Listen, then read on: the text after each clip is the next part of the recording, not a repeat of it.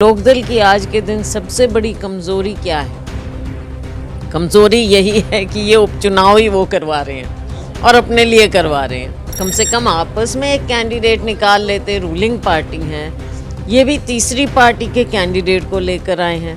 अब उनका क्या खासियत थी वो सब जनता देख रही है। कि कांग्रेस के पास भी तो खुद का उम्मीदवार नहीं है, क्योंकि ये भी उन्हीं के पास से आया हुआ है।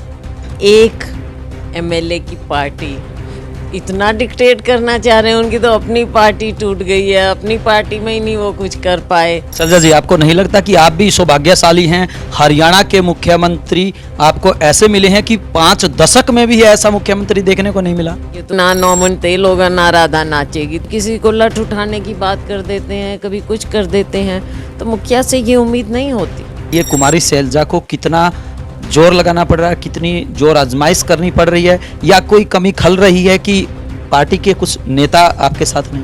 आपने कभी चिंता देखी मेरे मुंह पर? हम चिंता नहीं करते, हम लोगों के बीच में जाते हैं। आंदोलन जो है वो किसानों का है और आप हमेशा भारतीय जनता पार्टी इनकी तौहीन करती आई है। ये उपचुनाव थोपा गया है। एक प्रधानमंत्री जी इस लोकतंत्र में जब विश्वास ही नहीं रखते, देश में आज के दिन तानाशाही सरकार, ये लोग जनता से अलग रहते हैं, तभी इनके माथे पर आप शिकन देखते हैं। हम लोगों के बीच में रहते हैं, हम खुश रहते हैं। बाजी मारनी है, बिल्कुल लोग साथ देंगे। बाजी मारनी है, बिल्कुल लोग साथ देंगे। किसका होगा इलाहाबाद में? अभी हमारे साथ मौजूद है कांग्रेस पार्टी की प्रदेश अध्यक्ष कुमारी शैलजा जी। शैलजा जी, कुछ ही समय बचा है और ऐसे में जो उम्मीदवार हैं, हर किसी की तरफ से जीत का दावा किया जा रहा है। आपको क्या लगता है कि कुमारी शैलजा के नेतृत्व में कुछ कमाल हो पाएगा? क्योंकि यहाँ पर अभी तक अगर हम बात करें तो कांग्रेस का उम्मीदवार नहीं जीता है। अब क्या लगता है? देखो, समय बदलता है, हमेशा समय की जो बदलाव है वो एकदम शायद नज़र नहीं आता, लेकिन लोगों के अंदर अब आप देख रहे हैं, लोकदल को भी पहले ट्राइड एंड टेस्टेड हैं, देख चुके हैं। और लोकदल की आज के दिन सबसे बड़ी कमज़ोरी क्या है? कमज़ोरी यही है कि ये उपचुनाव ही वो करवा रहे हैं और अपने लिए करवा रहे हैं। कोई यहाँ के लोगों के लिए तो कहीं कोई आवाज़ आई नहीं कि यहाँ के लोगों के लिए करवा रहे हो। भाई, एक बार जो नुमाइंदा चुना जाए वो इस्तीफा दें और फिर मैदान में आ जाएं, तो ये बहुत अजीबोगरीब स्थिति है। ये भी एक आप देख लीजिए। दूसरी बात रही बात भारतीय जनता पार्टी की, तो सबसे बड़ी बात उसमें आप यही देख लीजिए कि कैंडिडेट ना जजपा के पास ना भाजपा के पास, जो कि रूलिंग पार्टी है, उनके जो कैंडिडेट थे वो तो कांग्रेस में आ लिए। अब इनके पास कम से कम आपस में एक कैंडिडेट निकाल लेते। रूलिंग पार्टी हैं, ये भी तीसरी पार्टी के कैंडिडेट को लेकर आए हैं। अब उनका क्या खासियत थी वो सब जनता देख रही है। लेकिन शैलजा जी, वो ये भी बात कहते हैं कि कांग्रेस के पास भी तो खुद का उम्मीदवार नहीं है, क्योंकि ये भी उन्हीं के पास से आया हुआ है। ऐसा है, हमारे पास तो उम्मीदवार था, लेकिन इन्होंने अपनी पार्टी से इस्तीफा भी दिया, और इस्तीफा 2 बातों पर दिया। एक तो 7 साल से भाजपा में कोई काम नहीं हुए, ये अनाउंसमेंट करवाते रहे मुख्यमंत्री से, लेकिन कोई काम उन्होंने किया नहीं। दूसरी बात, किसानों के मामले पर इन्होंने इस्तीफा दिया था, और इस्तीफा देने के बाद में कांग्रेस में आए हैं। तो भाजपा के पास ए नहीं तो बी होना चाहिए था। ए भी नहीं है हमारे पास, तो दो क्या, हमारे कई थे। ये तो दावा कर रहे थे कि इनके पास 15 शायद 17 एप्लीकेशन इनके पास आई थी, तो हमारे पास कम थी, लेकिन हमारे पास कैंडिडेट थे, ऐसी बात नहीं है। तो सारे बातचीत करके सोच विचार के पार्टी ने फैसला किया, और भरत सिंह जी भी हमारे बीच में आए। अब उनका ऑपरेशन हुआ वो अलग बात है, लेकिन उनके भाई आए। तो हमारे यहाँ ऐसी बात नहीं। इनके यहाँ देखने वाली बात यह है कि इनको अपनी पार्टी में कोई ऐसा मिला ही नहीं, और ये तीसरी जगह से लेकर आए। 2 पार्टियों में कोई नहीं मिला। रूलिंग पार्टी है, मत भूलिए, रूलिंग पार्टी है। इसका मतलब क्षेत्रीय पार्टी का खुद का उम्मीदवार है और खुद किसानों के लिए इस्तीफा दिया है, तो उनको तो फायदा होगा। फ़ायदा किस बात से होगा? उन्होंने किसानों के लिए इस्तीफा दिया, तो क्या किसानों के कानून, तीनों कानून ख़त्म हो गए, या किसानों पर अत्याचार बंद हो गए, या किसानों का आंदोलन उठ गया? भाई, स्थिति क्या बदली है उस दिन से आज तक, जो आप फिर से चुनावी मैदान में आ गए हैं? स्थिति तो बताएं ना, या तो सलजा जी, उनका कहना है कि मैंने किसानों के लिए इस्तीफा दिया है और कांग्रेस पार्टी से उम्मीद करते हैं कि वो उनका समर्थन करेंगी और उनकी लड़ाई में खुद कूद पड़ेंगी। ऐसा है, एक एमएलए की पार्टी इतना डिक्टेट करना चाह रहे हैं, उनकी तो अपनी पार्टी टूट गई है, अपनी पार्टी में ही नहीं वो कुछ कर पाए। तो उस बात को देखिए, छोड़ दीजिए, ये कहने की बातें हैं, लेकिन असली मूल बात तो यही है ना कि उन्होंने जो मुद्दा लेकर इस्तीफा दिया वो मुद्दा बरकरार है और वो अपनी बात से पीछे हटे हैं। सलजा जी, अगर हम बात करें, दूसरी बात ये भी है ना, हमने जो पहले भी बताया कि अविश्वास प्रस्ताव लेकर आए थे हम, उससे पहले उन्होंने इस्तीफा दिया। ये तो कोई बात नहीं।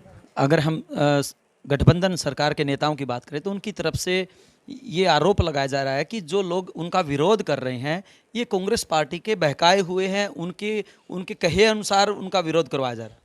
देखो, अब अपनी कमज़ोरियों को छिपाने के लिए वो विपक्ष पर, कांग्रेस पार्टी पर इस तरह की बात उठा रहे हैं। पहले वो ये देख लें कि आंदोलन जो है वो किसानों का है और आप हमेशा, भारतीय जनता पार्टी इनकी तौहीन करती आई है। कांग्रेस पार्टी ने अपना राजनीतिक लड़ाई लड़ी है और लड़ेंगे। किसान अपना आंदोलन कर रहे हैं, हम तो पहले इन तीनों कानूनों के खिलाफ थे। सलजा जी, आपको नहीं लगता कि आप भी सौभाग्यशाली हैं? हरियाणा के मुख्यमंत्री आपको ऐसे मिले हैं कि 5 दशक में भी ऐसा मुख्यमंत्री देखने को नहीं मिला। ये तो पूरे हरियाणा का सौभाग्य है कि हमारे माननीय मुख्यमंत्री ऐसी बात, खैर सौभाग्य नहीं, कटाक्ष नहीं करना चाहिए, इस बात को छोड़ दें, ऐसी बात नहीं करनी चाहिए। लेकिन मुख्यमंत्री से बहुत सी उम्मीदें होती हैं पूरे राज्य को, क्योंकि वो मुखिया होते हैं।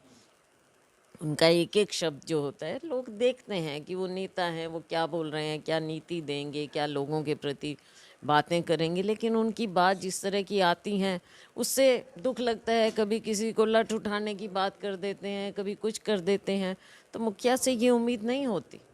सलजा जी, अगर हम हरियाणा के हालात की बात करें तो किसान भी सड़कों पर हैं, युवा भी सड़कों पर है, कर्मचारी भी सड़कों पर है और यहाँ तक कि अगर हम देश के अन्नदाता की बात करें तो उसके हालात किसी से छुपे हुए नहीं हैं। उसके बावजूद भी प्रधानमंत्री तारीफ करते हैं। क्या लगता है कि देखिए, प्रधानमंत्री जी को तो आपने देखा पहले दिन से, उनका कोई किसी से नाता नहीं है, वो केवल अपने मन की बात करते हैं।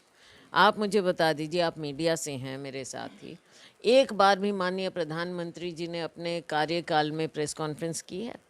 आपके रूबरू हुए हैं? आपके सवालों का जवाब दिया है? ये तानाशाही नहीं है तो क्या है? लोकतंत्र में हमारे सामने लोग खड़े होकर पूछते हैं हमारे से, आप हमसे पूछते हैं सवाल, तो हम जवाब देते हैं, अपने विवेक से जवाब देते हैं। माननीय प्रधानमंत्री जी इस लोकतंत्र में जब विश्वास ही नहीं रखते, देश में आज के दिन तानाशाही सरकार। हम किसान आंदोलन की बात करें तो क्या लगता है इस चुनाव परिणाम के बाद उसके ऊपर कोई प्रभाव दिखाई देगा?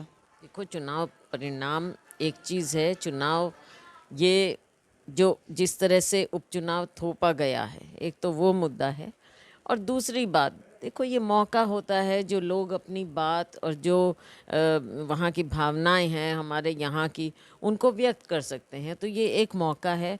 लेकिन मैं समझती हूँ कि किसानों का आंदोलन है 3 कृषि कानूनों के खिलाफ, ये तीनों कानून भाजपा कभी ख़त्म कर नहीं रही, क्योंकि वो खुद आकर यहाँ पर हमारे इस इलाके में भी और सदन में भी बार बार कहते हैं कि ये तीनों कानून वो ख़त्म नहीं करेंगे। अब लोकदल ख़त्म कर नहीं सकती, क्योंकि पहले भी ये पार्टनर रहे हैं और आगे भी कभी भी ये पार्टनर हो जाएंगे, और इनका खुद के कभी इतना मत आने वाला है नहीं। तो जैसा मैंने कहा, अब ये कुछ भी बोले, ना नौमन तेल होगा ना राधा नाचेगी, तो ये अब बातें कितनी कर लें, प्रॉमिस कितनी कर लें, कर भी सकते हैं, क्योंकि इनको पता है इनकी सत्ता आनी नहीं। हमने कहा है ये तीनों काले कानून गलत हैं और हम इन्हें ख़त्म करेंगे। अंतिम प्रश्न, अगर हम बात करें कांग्रेस के उम्मीदवार की, उसको जिताने के लिए कुमारी शैलजा को कितना जोर लगाना पड़ रहा है, कितनी जोर आजमाइश करनी पड़ रही है, या कोई कमी खल रही है कि पार्टी के कुछ नेता आपके साथ नहीं? इस तरह की कोई भी बात नहीं है, सभी लोग मिलकर ये लड़ाई लड़ रहे हैं। और देखो, मैं पार्टी के अध्यक्ष हूँ और मुझे है शौक़ काम करने का, पार्टी का काम करने का, लोगों के बीच में जाने का। वो तो मैं तारीफ नहीं करना चाहूँगा, क्योंकि मैं 3 दिन से लगातार सुबह उठ के जब हम यहाँ चुनाव कवर करने के लिए निकले हुए, जैसे ही हम मेडिकल रोड से निकलते हैं तो आप सुबह 8 बजे निकल लेती हैं, तो कहीं ना कहीं हमें ये लगता है कि पता नहीं मैडम ज़्यादा चिंतित हैं या फिर जिताने के लिए एडी चोटी तक का जोर लगा रहे हैं। आपने कभी चिंता देखी मेरे मुंह पर? हम चिंता नहीं करते, हम लोगों के बीच में जाते हैं और लोगों से सीधे जुड़ते हैं और काम करने का, लोगों के प्रति, जन के बीच में जाकर। ये कांग्रेस पार्टी की विचारधारा है, हमारे नेताओं की, सोनिया जी की, राहुल जी की। आपने देखा है, लोगों के बीच में जाकर काम करो और उसी में मज़ा है। बाजी मार जाए। ये लोग जनता से अलग रहते हैं, तभी इनके माथे पर आप शिकन देखते हैं। हम लोगों के बीच में रहते हैं, हम खुश रहते हैं। बाजी मार जाए। बाजी मारनी है, बिल्कुल, लोग साथ देंगे। ये थी कांग्रेस पार्टी की प्रदेश कुमारी सलजा, जिनकी तरफ से दावा किया जा रहा है कि जो बीजेपी पार्टी है या इनेलो का जो उम्मीदवार है, उनका कोई अभी ऐसा जनाधार नहीं है जिससे कि वो जीत का दावा कर सके। हालांकि इनकी तरफ से खुद के उम्मीदवार की जीत का दावा जरूर किया जा रहा है। हालांकि ये तो चुनाव परिणाम के बाद ही पता चलेगा कि आखिरकार ऊंट किस करवट बैठता है और ऐलनाबाद की जनता किसके सिर पर चौधर का ताज सजाती है। वीडियो जर्नलिस्ट नदीम व अशोक के साथ अजय लोहान, बिंदास रहना।